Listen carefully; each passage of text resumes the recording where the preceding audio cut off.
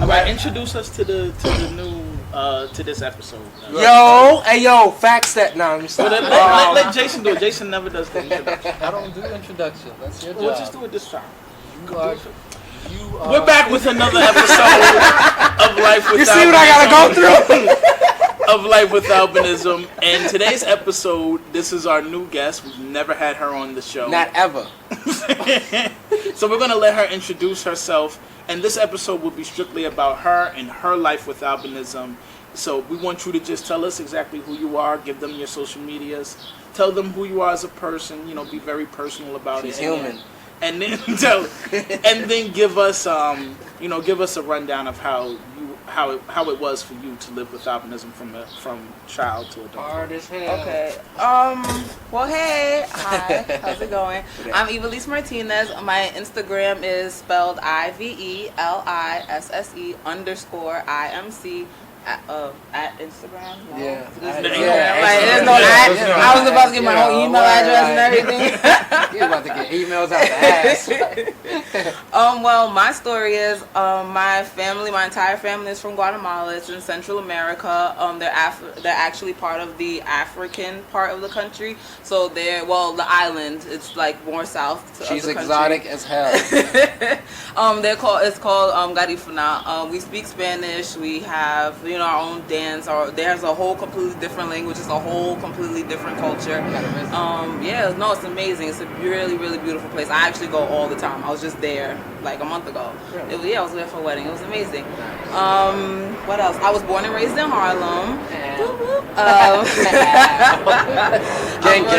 born and raised in St. Nick Projects.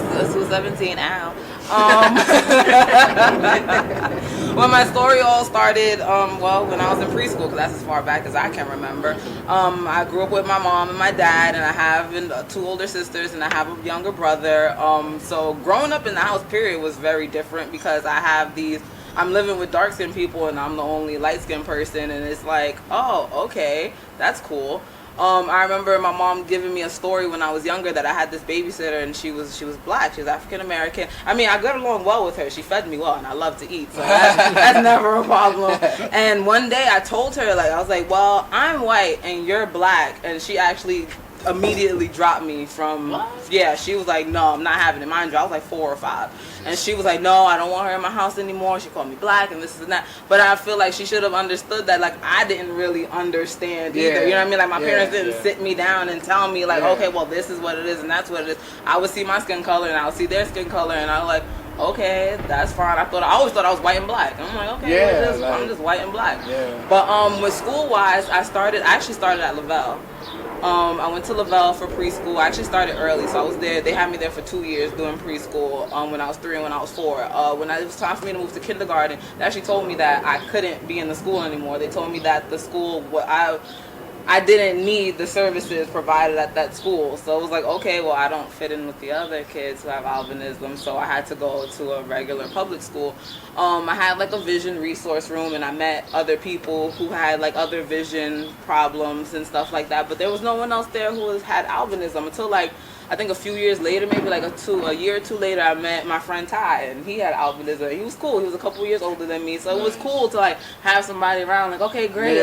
I know somebody, that I can relate to. I'm like, okay, cool. And we were just it wasn't we were yes, we're albino, let's team up together. You know what I mean? It was okay, well, he's a cool person, I'm a cool person, whatever. I never had a problem with Did you grow up around a lot of other kids with albinism? Actually, the way that I did was that I started getting into the Lighthouse. The commission had put my mom onto the Lighthouse International, so I was doing the Saturday programs. When I got old enough, I started doing the summer camps and stuff like that, and it was cool because I'm like, oh, okay, cool. This is where I'm meeting other people with albinism too. And then as I got older in high school, I remember doing summer youth, and then that's when I actually ended up reconnecting with people that I've known when I was younger, because I ended up, crazy enough, I ended up dating someone who had albinism. We ended up working together, and he actually... Who was that? No, we're not doing that.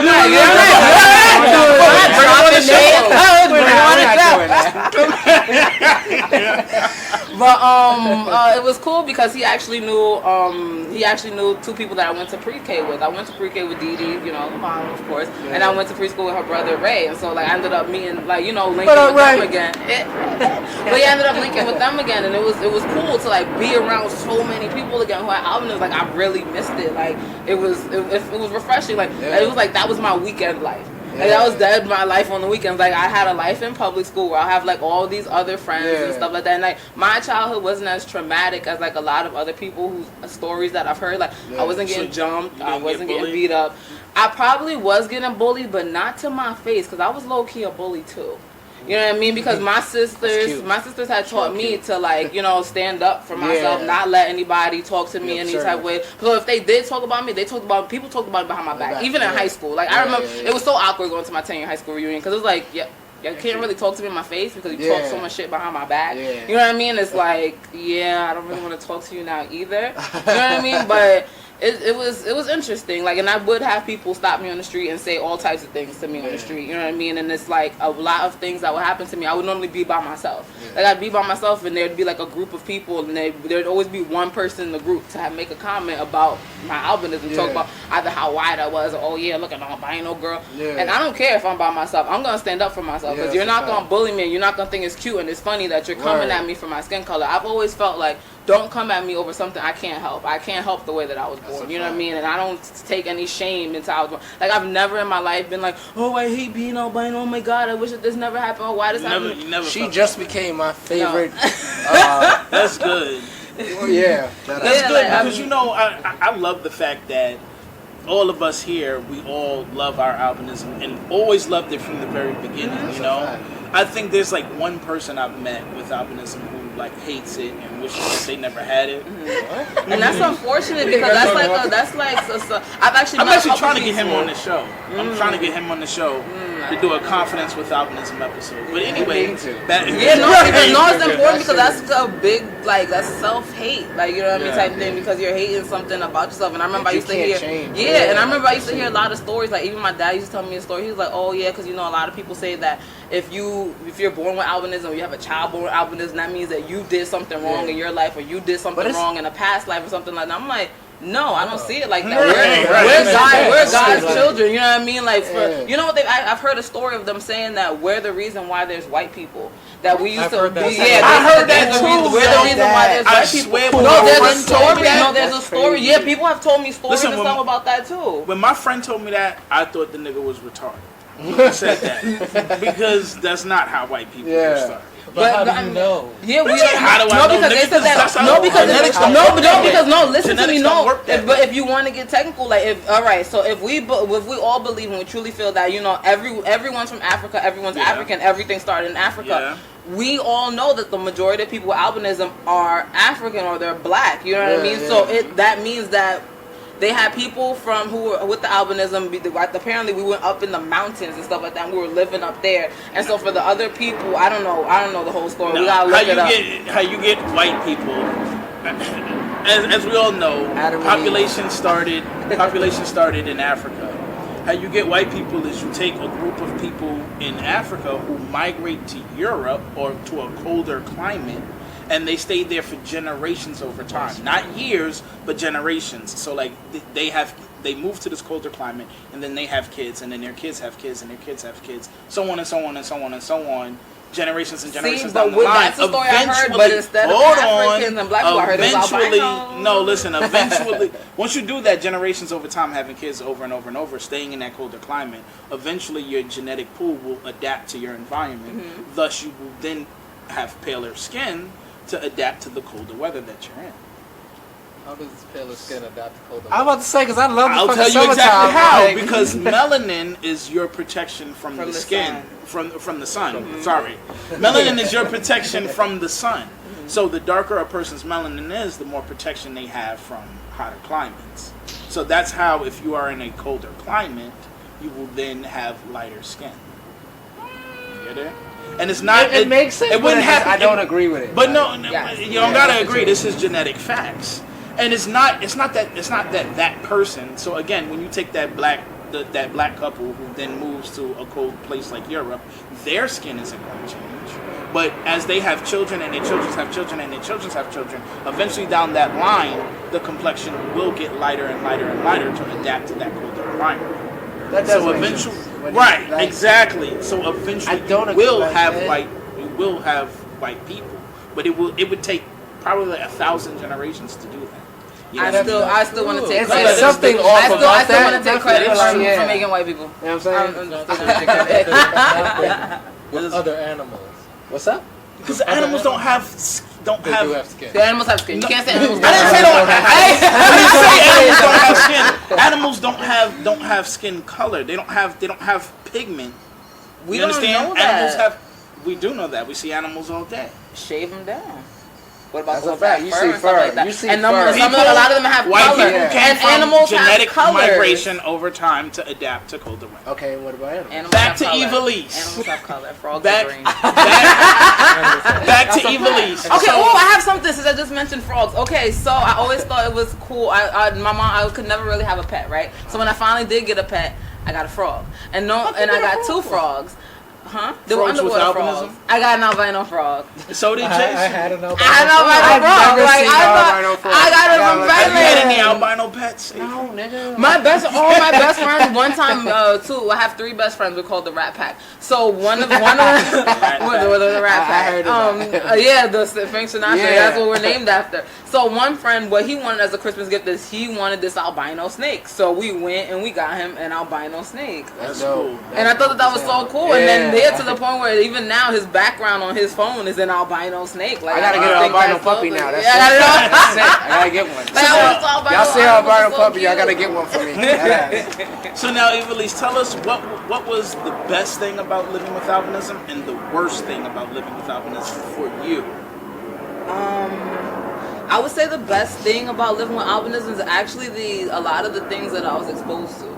I feel like if I didn't have albinism, I wouldn't have lived the life that I had. Like being able to go to Lavelle, being able to be a part of the commission, being able to be a part of the Lighthouse Guild, and then that's how actually I feel like I got a lot of my compassion as a child. Like I was already a sensitive kid, but to be around other people whose vision is different from mine, whose vision is lower than mine, Yeah. being around people who are completely blind, you know what I mean? It really did humble me a lot. Yeah. You know what I mean? Like I wasn't that person who would like really sit there and gawk and stare at people. I wouldn't, come at people for things like that. Like I said, my thing is don't come at me because of something I can't help. Like, you know what I mean? Like there were blind people that were She's just dead straight- ass my favorite host. I swear to God. Like there were blind people who were straight assholes. I'm like, you're an asshole. You're not an asshole. You're not a blind asshole. You're just an asshole because you're an asshole. You know what I mean? You as a person. You know what I mean? Like, but I feel like that was one of the best things, like the experiences that I got and the exposure that. And what's the worst thing about living with albinism for you? I think the worst thing about living with albinism is I didn't really get to see what my life would have been like. Yeah. If my life was different, because I went to a different school from my siblings, because the Catholic school that my siblings went to, they didn't have the resources that I needed for my eyesight. You know what I mean? They weren't going to give me extended time for tests. They weren't going to give me large print tests and books and all the things that I needed. Like I wasn't going to get all the things that the things that I needed, you know what I mean? But it's like I didn't get to see what life would have been like going to school in Harlem, going to school with my brothers and my sisters. Like sometimes I wonder, like in my relationship, going to a school that wasn't specifically for people with visual impairment. No, well, like I said, I never went to a school specifically for that. It was just Lavelle, and then they told me that my vision wasn't as severe, so I couldn't be there. Like I went to public school, but I went to public school downtown. You know what I mean? So my sister and my brother, they just walked up the hill and they went to school. I had to take the school bus to school until I was in junior high school. I took the short yellow bus. Like I got so teased about that in school. I did, but I ain't get shit. I caught up on my sleep. But they teased me. No, I was in special ed. Oh no, I was in special ed. I was still in the regular class. I just had like a vision room. There was a vision room that I would go to or whatever. And like they would have. They definitely put me. Okay, so it was a school that had some kind of accommodation. Yeah, they had an accommodation for us. And like I said, it was a vision resource room. So it was like we would go there for like an hour. Like I think we'd go like an hour a day or something like that. We'll be there in the morning. They'll be with this in the afternoon. You know what I mean? Just the additional guidance for us and stuff like that. But like I said, like I feel like it's different because I didn't get to live the life that I wanted to live. Like I had tell one of my friends all the time, like I really want to know what I would look like if I had melanin. I want to know what my complexion would have been if I had melanin. I said I do. That's one thing. I I always wanted to know what I would look like. And the thing is, what I want to do is I don't want to offend anyone when I say this, and I don't want people to think it's blackface, but I want to get, put makeup on to the complexion that I thought that I would have been, and I want to see what I would like. Put a black wig on, put in some contacts. Like actually, I saw a girl who was like that. I saw a girl who did that. I actually just saw her on Instagram. She did half of her face. She did half of her face, and you saw her, right? Yeah. She did a shoot like that with other people with albinism. Yeah. She was the only one who did it. But I would love to see what I would have looked like. Yeah, I wondered the same thing, what you would look like if you had melanin. I've wondered it here and there. Yeah, I'm not like I feel like everyone with albinism, not just us, just anyone. Yeah, like they always wonder that. You know what I'm saying? Even without that, you always wonder you know what I'm saying. Do you think you would look better with melanin? No, well, I'm gorgeous. You know what's crazy? But I think Do you think you would look better if you had it? I think that what I think. I think a lot more of my features would be more noticeable because like right now I have on like the eyebrow pencil, so you can actually my eyebrows can be seen. I have I have on mascara, so I call it coloring in my face. Like I wear light makeup. Like I don't like to be one of those people. Like I'm not because I feel sometimes I feel like well this is people in general, not even just girls with albinism, but I don't want to cake myself up too much to try to fit in with other people. No. I want to accentuate. Sometimes I feel like there are girls with albinism who overdo it. I'm not gonna lie. Hey, he said that right. Like motherfucker. We talked about this in an episode. We had an episode specifically about that. And when I said women with albinism were ODing on the makeup, no, not all of that. Not all of that. No, but I feel like there are some. I've seen some that it's like no, because and I feel like it's because as a female albinism, like I want to talk about this so badly. There are not a lot of blonde colors. It's you have to get a light brown and then you have to just do it really lightly. Or like a lot of the colors that they have, like it's not the right shade, or you have to mix and match. There's like even what I said in the other podcast when it comes to me getting weaves and stuff like that. You know how much money I used to have to spend for them to get my hair to as close as the weave as close as possible. I used to have to spend like $350. That's just on hair. Just on hair. No, but it's a lot more expensive. And then I see these girls buying like $10, $20, $30 packs of hair, and I'm like, I have to buy one pack of hair for like $80 or $90. You know what I mean? And then the texture of my hair too. My hair is kinky and it's curly and it's puffy. You know what I mean? It's like, and to find that type of texture in my color, I'm like, oh crap. And now I see these girls nowadays that everybody's rocking blonde, and I'm like, what the hell is happening here? Like, what's going on? That's why I say that we should all embrace our blonde hair, because we have other people out here that pay hundreds of dollars to dye their hair blonde, and we have it now. They go bald for it because you have to bleach your hair. In order to be a blonde or have our light shade, you have to bleach your hair. You have to let it sit for a certain time. Sometimes you have to bleach it over and over so that you can get that color. And I love my beautician, Bianca. I love you. She used to because I've gone to her since I was like a kid, and she would always tell me, "Oh, your hair is so beautiful." And people always try to dye their hair your color, and you have the natural color. To the point where she would have like some of her clients who were like dye their hair blonde. She's like, you have to dye your hair. Hers is natural. And I'm like, I was like, you're such an asshole, but I love it. So now, lastly, what advice would you give to a young person growing up with albinism? Oh, well, first of all, I'd like to say that I'm that creepy person. Whenever I see other people with albinism in the street, I always stop and say hello. Like, I always stop and say hello. I do that the way she just started it off, I'm that creepy person. What? No, for real. Like, no, sometimes I'm not in the mood. Like, I'll have a day where I'll see somebody and I'm like, damn, I really don't want to talk to you today. Like, and I feel bad, but I'm like, no, I'm not in the mood to do this whole, we're going to connect with albinism type of thing. You know what I mean? But normally I do like to stop and be like, oh, hey, how you going? How you doing? Like, oh, are you connected to this resource? Oh, do you know about this resource? You know what I mean? Like, even if we're not bosom buddies. You know what I mean? That doesn't bother me. But it's like, just have that confidence, you know what I mean? You don't have to, we stand out, because that's how I started, like, just really making sure that I'm up to par when I go. I'm like, because if you're going to stare at me anyway, I'm going to give you something to stare at. You know what I mean? So I think it's important for people with albinism to know, no, you don't have to try to fit in, or you don't have to try to look as normal as possible. You know what I mean? Like, you can stand out, you can just be yourself. Like, people will gravitate towards you. It's all about your personality. You know what I mean? Like, but I've had a lot of people who didn't want to talk to me just because I had albinism. You know what I mean? That's really fucked fucked up, and that used to hurt. Right now, I used to be like, damn, because then when they would talk to me, they would be friends with my friends. They'll be like, oh shit, she is. Yeah, she is. Like, yeah, well, I don't want to be cool with you anymore because you treated me some type of way because of how white I am. Now I don't want to fuck with you. And the thing is, I'm like, you shouldn't treat somebody some type of way just because of the color of their skin. Like, you wouldn't want to be treated some way because you're black. You wouldn't be wanting to treat some way because you're Spanish. You know what I mean? Like, because the color of your skin, someone's treating you like that. So I say, like, definitely be yourself. Definitely don't do too much, like too much. But yeah, just be confident with it. Like, you gotta love yourself. Like, and it starts with like standing in the mirror and be like, hey, I love you. Like, you know what I mean? Like, that's great you gotta build your confidence, and you gotta just. This is skin you're in. So I better write that down, pay attention to some shit. That is some great advice. And one last thing, another favorite thing about having albinism is like my color tattoos. That's a fact. Like, you see that? Yo, that shit is wavy. I gotta get that. I gotta catch up. Like, I think me and her is the only one that. You have any tats? No.